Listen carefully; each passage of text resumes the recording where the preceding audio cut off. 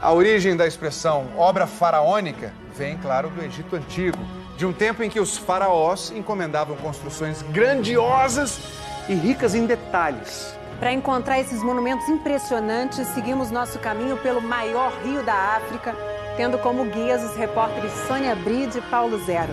É a Jornada da Vida, Rio Nilo.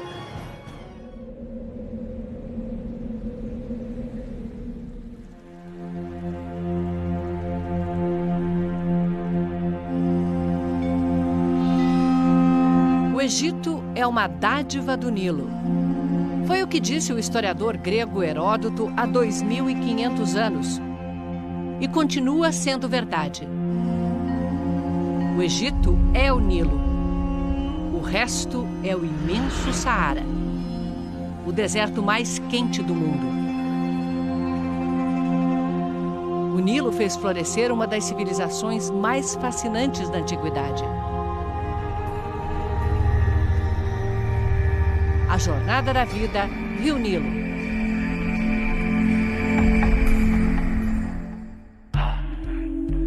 Há 4.600 anos atrás, um faraó pensou grande, muito grande. Quéops construiu sua tumba com 146 metros de altura. Nem os seus sucessores, Quéfren e Miquerinos, que fizeram suas tumbas ao lado, se atreveram a igualá-lo. Guardada pela Esfinge, a pirâmide de Quéops, durante 4 milênios, foi a maior construção humana.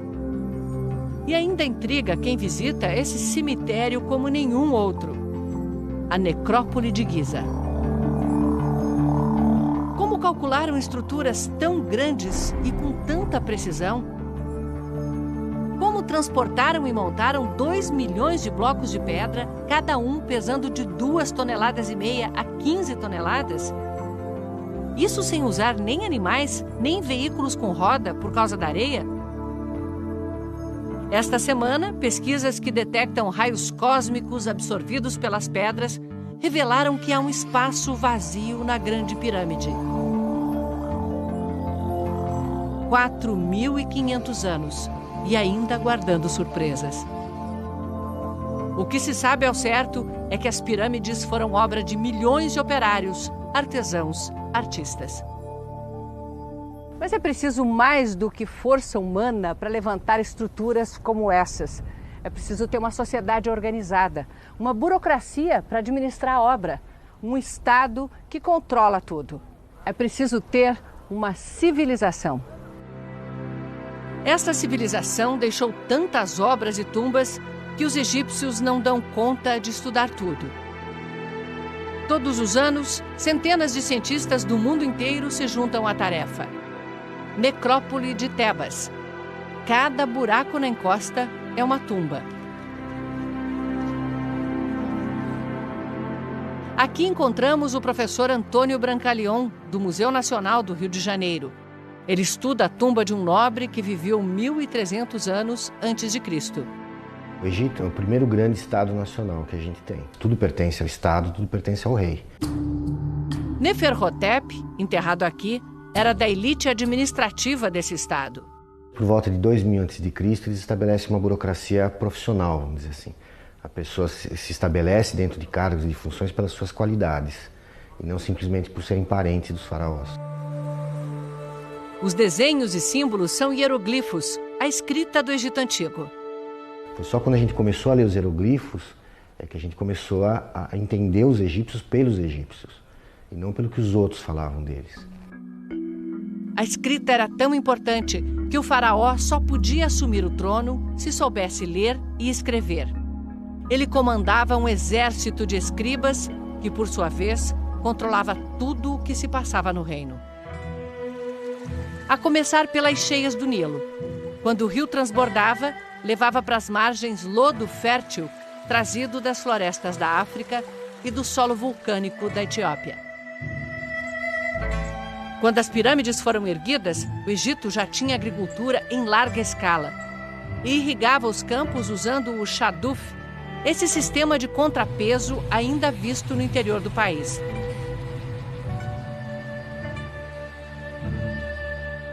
O trigo era a principal cultura.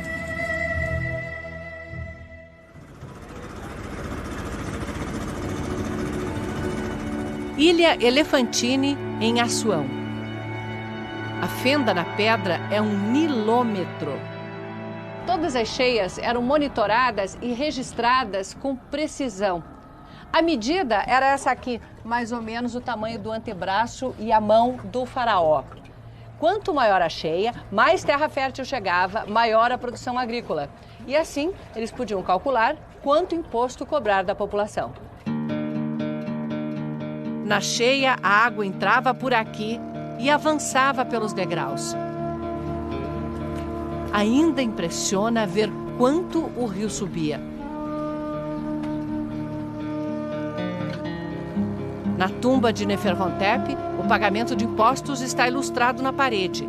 Os coletores e os guardas que puniam quem se recusava a pagar. Grãos e rebanhos eram recolhidos para o faraó. Durante a cheia, os camponeses viravam operários. Erguiam monumentos e templos nas margens do Nilo. A força de trabalho no Egito sempre foi livre, sempre foi recrutada entre os camponeses. A pessoa sai do interior do Egito, de um vilarejo, e vai trabalhar na capital na construção de uma grande obra, como é a pirâmide. Ela trabalhava mais ou menos por uns 2 ou 3 meses e retornava para o seu vilarejo. O trabalho era obrigatório, mas remunerado. O pagamento podia ser até em maquiagem. Essa pintura dos olhos é um óculos escuro. Ela evita que a luz do sol reflita para dentro dos olhos. Então a maquiagem não era simplesmente uma questão estética, era uma necessidade para poder enfrentar esse calor, esse sol. Nos anos 60 do século passado, o Nilo mudou. Foi construída a represa de Assuão, um lago de 550 quilômetros de comprimento que vai até o Sudão. A represa forneceu a energia para modernizar o Egito e acabou com o ciclo de cheia e seca do rio. Com água para irrigação o ano inteiro, os egípcios colhem 2 a 3 safras por ano. Mas agora que as cheias não trazem mais lodo, é preciso adubar a terra.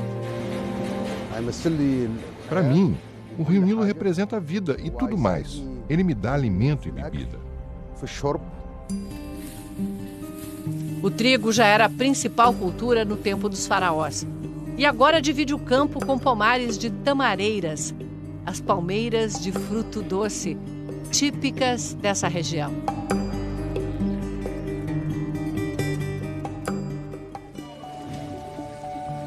De manhã cedo, os camponeses vão chegando com sua produção. Os camelos curvados com tanto peso.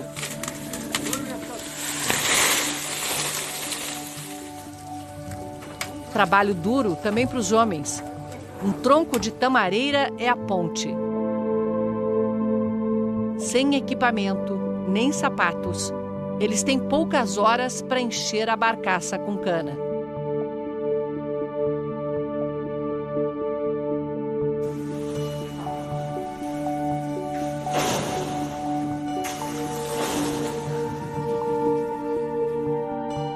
Mais da metade da população ainda vive no campo.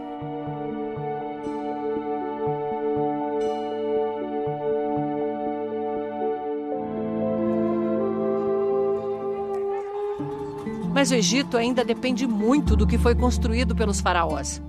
Os navios de cruzeiro levam turistas para os pontos históricos. Os templos continuam no centro da economia, só que de um jeito diferente.